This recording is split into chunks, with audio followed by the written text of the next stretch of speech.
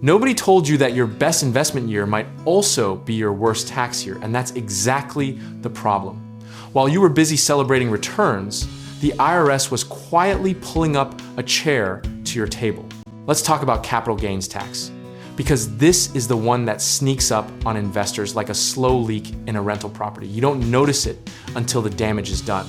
If you held an asset for less than 1 year and sold it, you're getting taxed at your ordinary income rate, which could be as high as 37%, not the friendly 15 or 20% most people assume. The real kicker is the difference between short-term and long-term capital gains. And most new investors learn this lesson the hard way after they've already sold. Think of it like leaving a steak on the grill too long versus pulling it off too early. Timing changes everything. And in investing, 1 year can mean tens of thousands of dollars in tax savings. Remember 2021, when everyone and their cousin was flipping crypto and day trading meme stocks with absolute confidence? That euphoria aged about as well as a dairy product left in a hot car, because most of those traders got hit with tax bills they never anticipated come April. Here's the behavioral piece nobody talks about.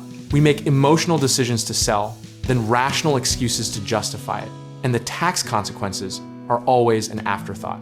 Behavioral economists call this present bias, where the excitement of locking in a gain completely overrides the long-term math of what you actually keep. Now zoom out and look at history. Every major market cycle produces a wave of investors who are brilliant at picking entries and terrible at understanding what they actually net after taxes. The 1999 dot-com boom, the 2008 real estate frenzy, the 2021 everything bubble, different assets, same tax blind spot. Here's a misconception worth squashing right now. Many investors believe that unrealized gains aren't taxable. And while that's technically true federally, some states and proposed legislation have tried to change that. And depreciation recapture on real estate is already taxing you on gains you never felt. It's like being charged for a meal you didn't finish. The rules aren't always as clean as the brochure suggests. One of the most overlooked taxes in real estate investing, specifically, is depreciation recapture, taxed at 25%, which hits you when you sell a property you've been depreciating for years as a write-off. You spend a decade lowering your taxable income with that deduction, and then the IRS hands you the bill all at once when you exit. It's the financial equivalent of a surprise party you did not want. The practical lesson here is straightforward. Use tax-advantaged accounts where possible. Hold assets longer than 1 year as a default discipline, and talk to a CPA before you sell, not after. Strategy without tax awareness is like driving with one eye closed. You might make it, but the odds are working against you. Position sizing matters here too. If you're going to take a taxable gain, make sure the size of that gain justifies the tax drag, because selling a small position and handing 30% to the government is a math problem, not a wealth strategy. Discipline means knowing not just when to get in, but structuring your exit in a way that actually compounds your net worth over time.